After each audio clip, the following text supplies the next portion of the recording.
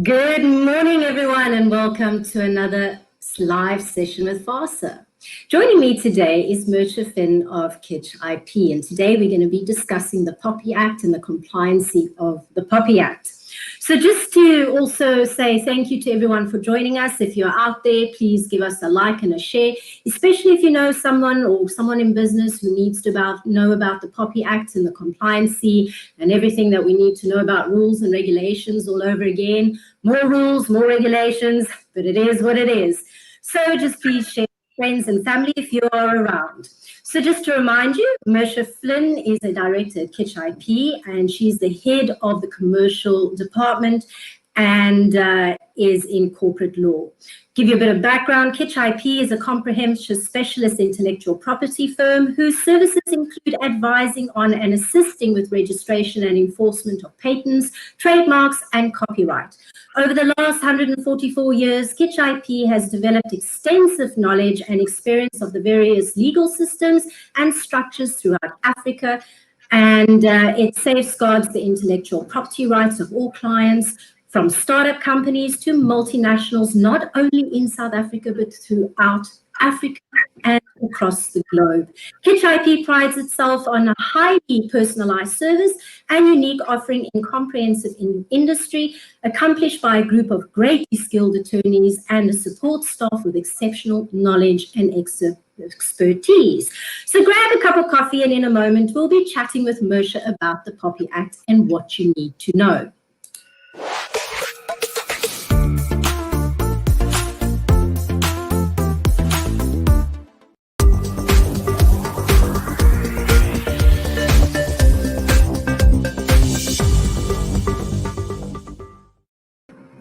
So hello there, and hi, Mercia. Thank you for joining us. Hi, Romani. Thank you for having me. And again, just to remind everybody to please like and share, say hello, let us know if you're out there, and ask your questions related to the POPI Act and the compliancy thereof. So Mercia, gosh, more rules and more things to consider. I mean, for me in the online world, it's just a nightmare because I'm just thinking, what is it that I must know about this POPI Act? And I keep thinking, how am I going to get caught? What's going to happen? I think we're all a little bit apprehensive as to, what the consequences are going to be of non-compliance. So it is definitely very important that we get to grips with this act. You know, it just feels like we're going to have to spend more and more money and more things just to try and, me being in the online world, it's so information is just everywhere and out there. Nothing is a secret. You know what I mean? You pick up the phone and you're handing over your ID number over the telephone. You go to the bank and you're just giving your number. I mean, I go out to the door, the courier arrives at the door and he wants my ID number. You know what I mean? So how is it and why do we need to have this compliancy? What is it about? Sure. So the POPI Act is, the long form is the Protection of Personal Information Act, and it's a law that protects the privacy of South Africans.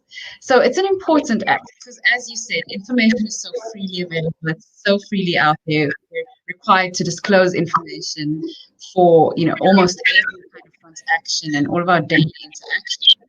So we want to ensure that when we do so, it's protected. Information isn't going to be leaked, to somebody who isn't authorized to have access to it, etc. And it also brings us in line with what is the global standard in the world, because data privacy legislation has been part of the global standard for many years. Sorry, we're just having a bit of sound technical. I'm just going to interrupt there. We seem to be having sound technical issues here. So let's just see if we can get that back and sort that out. Just say something. Let's carry on. Okay, so if we can just start about that again. I heard about the South African compliancy. We need to all make sure that our personal data is protected with information freely out there.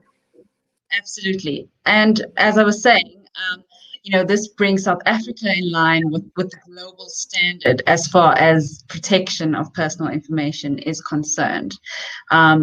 Data privacy legislation has been a part of the law in all over the world for many years now. So it's time that South Africa also catches up to that.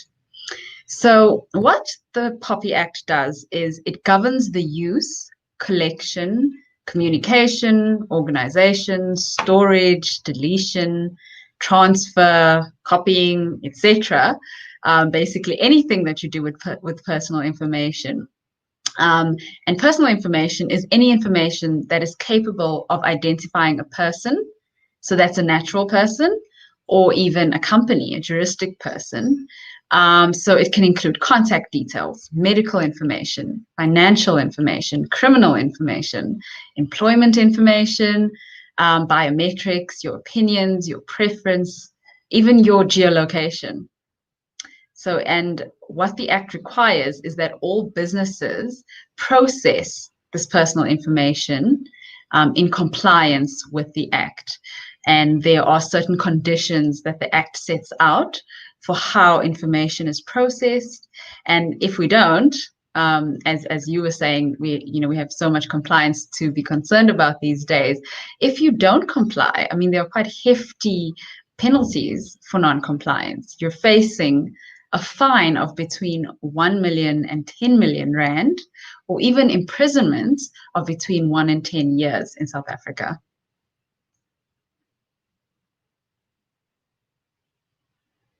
Sorry, Romney, I can't hear you. Sorry about that. That is hectic. I mean, I'm just hearing these big numbers and I'm going, okay, so now what are we supposed to do and what does it mean? How do we get compliant? Okay, so it requires actually having to assess your processing activities as a business. So they need to assess what personal information they're collecting, first of all, and then also what they're doing with that personal information. And certain questions that every business can ask themselves are, what personal information am I collecting?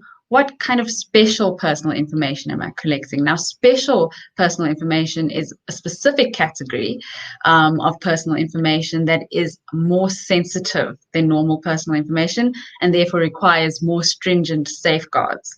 So that's, for instance, any information pertaining to minors, children under the age of 18, any criminal information, any medical information, any financial information, biometric information as well. Then you've got to ask, how are you collecting this? On what platforms, through what forums are you actually receiving this information? And why? Why are you collecting it? Do you actually have a purpose for that collection and whatever you're doing with it? What are you going to use it for? Who are you going to share it with? Because that becomes very important. How are you storing it? How are you retaining it? Do you have a protocol and procedure for the destruction of personal information after a period of time? Or do you just keep it forever and ever? And that's certainly the case with, I think, many businesses, is that we hoard personal information and we never actually delete it. But now, in terms of this legislation, we have to. Also very important is what security measures are in place. Is there a procedure for dealing with data leaks? I feel like almost every day in the news, we're hearing about the latest leak of data from whichever company. Not too long ago, I think we all got a notification from the bank that there'd been a great leak of certain people's personal information.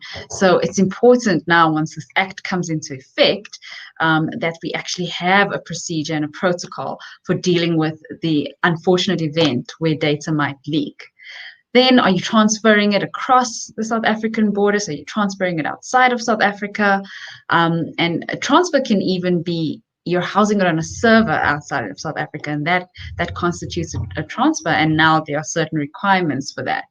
Has the data subject, we call the person whose information you're dealing with, have they provided you with consent for the use of their information? Do you as a business have an information officer, somebody who's actually going to be responsible for ensuring that you're compliant with the POPI Act? And do you have a complaints forum in case any of your data subjects are unhappy with what you've done with their personal information? All of these things are questions that businesses need to ask themselves. But further to that, that is a mouthful, and that's not all of it. I mean, once all of those questions have been asked, a business then also needs to assess any of its protection systems that it has in place. So any systems it has in place to protect data, because it needs to establish whether there is any risk of personal information leaking or ending up in the hands of somebody who is not authorized to have access to that information. So that means businesses need to evaluate their IT systems and any systems or processes really in terms of which personal information is handled. So that means employees. It means, your HR personnel who are dealing with your staff's personal information. How are they dealing with that information? Are they keeping it somewhere safe? Is it accessible to anybody outside of HR, etc.? And once a business knows where the risks to its personal information lie, it can then implement steps to address any risks. So these steps can be in terms of IT solutions like firewalls, antivirus programs, and encryption, but also simpler measures such as only giving access to personal information or certain folders or files to people where it's on a need-to-know basis, or ensuring that there's password protection on your devices, perhaps even having a two-factor authentication log-on for things like your computers and laptops. That sort of thing will need to be put into place now going forward in terms of POPI. It's also very, very important that employees are educated about these security protocols and what the business's information security policy is. Because human intervention is actually one of the reasons for many of the data leaks that we've seen. A lot of the time you have things like ransomware, etc., and it usually requires a person for it actually to be activated. So it's important that employees are trained and are well aware of how to use the different systems and what to look out for, where there's risks to personal information. And then, of course, once the steps have been implemented, businesses need to regularly check that they're working effectively. So you need to audit that. Are protocols being adhered to by employees? Perhaps they could run tests on their employees with sort of dummy phishing emails or that kind of thing, just to ensure that employees are indeed aware of the risks and are reacting accordingly. And because compliance with the POPI Act is an ongoing process, any practical steps that have been implemented need to be evaluated quite regularly to ensure that they are working, one, but also, they are aligned to any potential changes in the business of the organization and the personal information it processes and the type of processing it engages in. I'm speechless because it just feels like there's just too much to consider, too much to think about. It's quite overwhelming actually, because there's being in online space. I mean, as you say, if you've got your servers overseas, now you've got to worry about that. And then when you look at the banking system, I mean, the banking system has really tight security. So it leaves me thinking, what about the rest of us? Where does that leave us? I mean, the banks obviously spend an enormous amount of finance and budget into ensuring that data is kept safe and secure, especially because it deals with our money and information. And now we've got us, little us down here, that's maybe got a website online and it's collecting information and not necessary information, because a lot of us do e-commerce. There's a lot of businesses out there that do e-commerce. And so, the PayPals and the payment gateways and all that, they all require us to give certain information that you may not necessarily. I mean, I was setting up something the other day where, the e-commerce system is like wanting us to give out this information, but at the same time, now PayPal's also asking it. So can't I just leave it to PayPal to sort it out and deal with it, rather than us collecting that information as kind of, situation? Because it is kind of like you feel an enormous weight of responsibility of having to collect this data, rather than people being responsible for making sure that their own data is safe. Especially when you look at the Googles of the world and the Facebooks and all the social, I mean, the amount of information that is just out there, freely accessible, is just, I mean, is it worth being safe? Is it worth do you understand what I mean? If it's already out there, it's so well known. I mean, you know, anyone can just drop the pin and, you know, the courier guy that's just taken my information, you know? Yeah. I fully understand your question and your concern. Look, you know, sometimes the question is posed, is privacy even still a thing anymore? We've put everything out there on social media. It's so easy to get information about anyone these days. We've got, you know, multiple social media platforms where we voluntarily put information out there. But firstly, I think if you have to consider information that you hold dear and you consider sensitive and very personal to you, if that had to be leaked, if you consider how you would feel about that, I think it is very clear that privacy is still very, very important. But also an important issue is if you have made any information of your own voluntarily available in the public domain, then you have put it out there on a public platform. But, you know, that doesn't mean that you give up all your rights to privacy if you've done so. So I may freely share information with regards to who my employer is, for example, on social media. I may share information as to perhaps where I live, you know, where I'm geographically situated.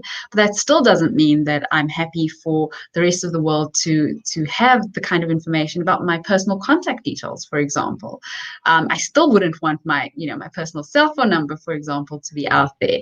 So, you know, there are certain rights that you most definitely do give up, in a sense, if you've put information out there publicly, but you certainly still want to protect your personal information where it is important to you to keep it a secret. But something you also mentioned, Romani, is the banks and their security procedures and protocols and that sort of thing. It's important to note that every business is not required to have the same measure of security that a bank would have. You've got to assess for your business the nature of your personal information, how sensitive is it? And you've just got to implement what are reasonable organizational and technical measures to protect those. So what will be required for a bank is certainly not what will be required for a mom and pop store on the corner. So it's very important that it actually is suited to the particular business. And that's where it actually becomes important to get legal advice. And I do understand that gets pricey, but here a lawyer will actually be able to guide a specific business as to how they need to comply with that.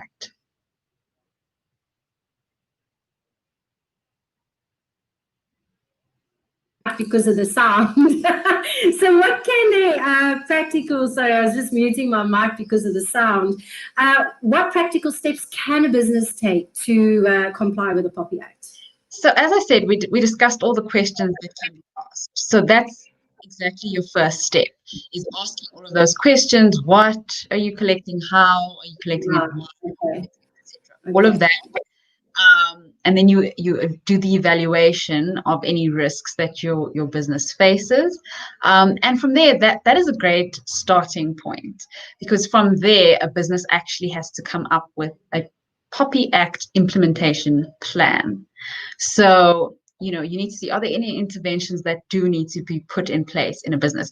So if you don't have firewalls, maybe you need to look at firewalls and security protocols and IT, be it IT or be it with regards to systems. So dealing with people, you know, setting in place employment rules where you say now, okay, any information that we hold physically is kept in a locked cabinet, for example. And the key is only given to certain individuals, and these are the rights of access, etc. So those are the sorts of things a business can do on a practical level.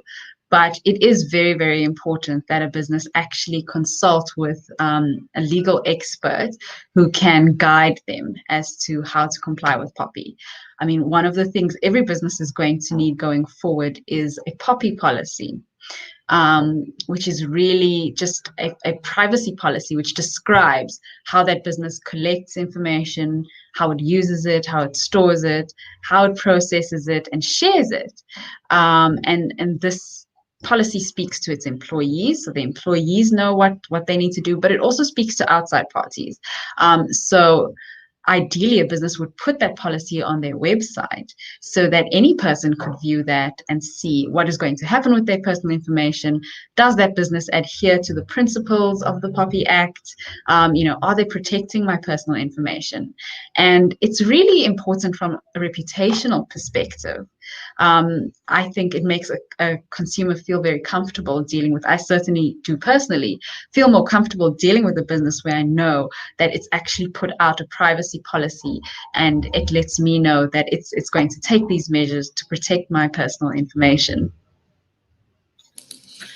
It kind of makes me think, I understand that, but when we're dealing with third-party companies, I mean, all of us, for example, have a website. Now, none of us personally manage those servers. None of us actually are in control of those servers. So it's kind of an enormous amount of trust, especially when you have to deal with third-party elements, companies like your hosting companies, your email marketing facilities. I mean, what guarantee do you have that someone's not going to mess up there and then it's going to come back to me? You know what I mean? And this is kind of what I'm picturing. It's almost like the snowball effect that kind of places you in a situation where you're like, I don't even know if I want to do this, Yeah, you raise a very, very important issue, Romani. Because where you have third-party service providers, many companies outsource payroll, or like they say, they host your server for you, etc. So they're dealing with personal information on behalf of your business. But you still, in terms of our law, remain the responsible party for that. So you're responsible for their actions. So how then do you safeguard yourself? Well, it's in terms of your agreements with those parties. So you need to ensure that in those agreements, they are warranting that they will actually adhere to the principles of POPI, that they are going to process with their personal information, that they're doing so on your behalf, in compliance with your POPI policy. So it's very important that either you vet your contracts with these service providers and ensure that there's provision made for that. And if there isn't, that you then either conclude a new contract or at least have an addendum to your contract, which now deals with it, which deals with data processing and ensures also that they indemnify you in case they do make any blunders, if they don't adhere to your policy, or if there's a data leak and it happens in their hands. You want to know that they've given an indemnity to your company, so that you'll be able to recoup any costs, because it will become a very costly exercise at the end of the day. Sure.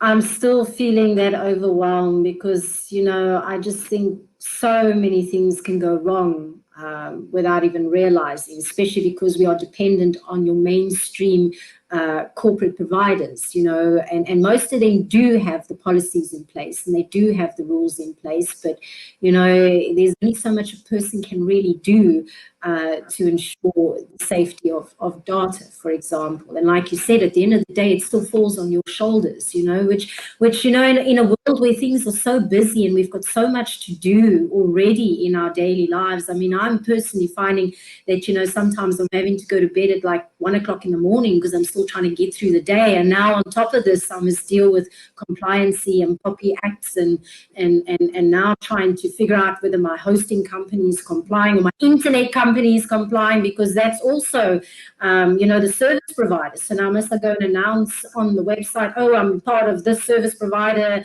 because it really does kind of in a way boil down to that, because so many things can come in from so many areas. Yeah. It's absolutely risky. The good news is that your large service providers should generally be compliant, especially where they're international, because data privacy laws are international. So, if you are using any of those international companies, they do tend to be compliant. So you mentioned a PayPal, for example, so companies like that would certainly be compliant. But 100%, it does place a lot of responsibility in the hands of companies. Ideally, what you want to do is have the right to even audit the systems of your service provider so that you can confirm for yourself. So be it a periodic audit, and you can actually see that they are actually complying with the POPI policy. But again, that's just another responsibility to add. And it certainly feels like 24 hours is not enough sometimes. Yeah, 24 hours is definitely not enough. I think we're going to have to just create a 4-day work week and spend 1 day just for, I don't know. I don't know. Data privacy.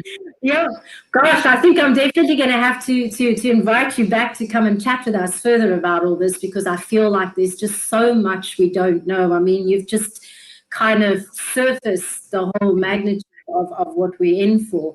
So after the compliancy date, do marketers need to, I mean, this is like another thing, need to get permission to contact consumers already on their direct mailing list? I mean, how many of us companies outsource their business to marketing agencies, Oh. So that's a very important question. And I mean, you can look at it from two ways. Yourself being a consumer who gets contacted probably daily by different marketing companies, but also as a business who uses a marketing company. So the good news is, if the marketers got consent directly from the consumer, they won't need to get new permission to contact consumers who are already on their mailing lists.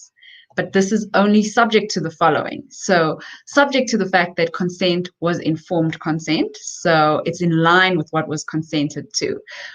So they made it very clear to the consumer what they were consenting to, that they will be receiving SMS campaigns, email campaigns pertaining to what business. And if you've got that specific informed consent, then going forward, it's fine to continue to use it. But it's important that, one, that you continue marketing using the same contact measures that you used before. So if the consumer, for instance, consented to be contact via email, you can continue to do so, but now you can't contact them via telephone if you've never done so before, unless you get a new consent for that. And you can't contact them via SMS, for example, if they haven't consented to it. And then it's also important that every communication has an unsubscribe link or a button. And already companies are generally compliant with this. I certainly see that there's always an opt-out. So that's great, and that must be a standard, feature of any marketing communication. And then they just need to ensure that the database is kept up to date regularly after the POPI Act comes into effect. So, if there are any opt-outs, ensure that then those lists are scrubbed of any consumers that don't want to be contacted anymore. Ensure that if there's new products and services, etc., that are added to the offering, that then consent is received to be contacted in respect of those new additional business lines as well. And of course, no sharing. You can't sell databases anymore with any third parties. Well, thankfully, I've always been anti that, I've always been anti the selling of databases and stuff like that. It just doesn't sit well with me.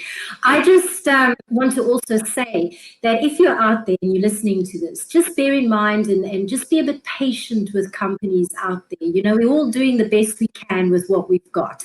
And if for some reason you've opted out on a list or something's gone haywire, just, send an email nicely and say, you know what, we have unsubscribed and we're still on your database.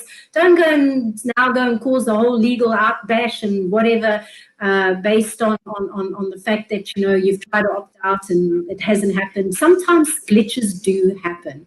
Things do go wrong. I mean, me being in the tech space, I see it all the time. Where websites work and then they don't work and this happened and that. Things do go wrong. So just be patient with everyone out there. We're all doing our best with the best we can. I just want to mention some comments. I mean, Eva saying, I think you do give up your rights because they force you to share your personal data or you cannot do business. For example, sending your bank statements for proof of funds and so on. And, you know, I have to agree with Eve on that light. You know, I mean, you go into a restaurant now, you go into anything because, and it's not even the restaurant or the shop's fault. It's what government is forcing us to collect. And so now we even more, I mean, I went to my hairdresser the other day to Sam, and she was saying, you know, that every month she has to go physically burn, she physically goes to her house and burn all these papers, you know, because she has to, you know, now you have to fill in all this information with people's identity numbers and temperatures and you know, it's a very big weight and responsibility for business owners who don't say, like, she doesn't really need to collect that data, but now she's in that position where she's forced to collect the data because otherwise she can't stay in business. Yeah, no, absolutely. I mean, where it's required by legislation, of course, you know, we understand that that has to happen. But, you know, the question is, what is she doing with that? Is she safeguarding it? You know, is it just being chucked in a bin where anybody can kind of go and see it? And I think that's the important change as well that POPI brings about, is that we know now that thereafter, like you say, your hairdresser maybe burns it. That might be, you know, a little bit excess to requirement to actually burn it, but you know, shredding that kind of information, for example, and making sure that it's disposed of safely so that not, you know, no unauthorized third party can kind of just get a hold of it is important. Well, you know, and I'm on her wavelengths because, you know, at least it's burnt, it's gone, there's no coming back, there's no, you know, I mean, she has no risk in that regard. So, absolutely, it's one way of doing it for sure. But if you've got a whole lot of stuff to burn, that becomes a bit of a challenge. So, yeah. Indeed. So once again, I just want to remind, I know that we might have missed some questions out there because I'm noticing they're not coming through, but as I go through the actual Facebook pages, I see that there are questions. So thank you, Anne. Thank you, everyone, for supporting us. And just in closing, just to remind you to please like and share this with anyone who you feel needs to know about this. Every business to know about this, I feel, especially if you're collecting any information, especially online. You know, just go and make sure that your friends, your family, and anyone who needs to know about this knows about what's coming in the POPI Act, because a lot of things are changing going forward. And then once again, just to say thank you to Mercia for joining us, and thank you for the information you shared with us today. It's been really, really helpful. And if you want to get hold of Mercia, they are part of Kitch IP. They're a FASA member. And we will be popping the link for Kitch in the message box below, in the comment box, and if you want to get hold of them. And then in closing, FASA is, just to remind you that FASA is a non-profit organization that protects, lobbies, and promotes and develops ethical franchising across all sectors within South Africa with a focus on transformation. FASA supports and offers membership to both existing franchisors and franchisees who supports and runs ethical businesses. Should you want to get hold of FASA and find out more about membership and how that works, you can contact them at www.fasa.co.za. So thank you everyone for joining, and have a wonderful week, whatever it is you're doing. Bye.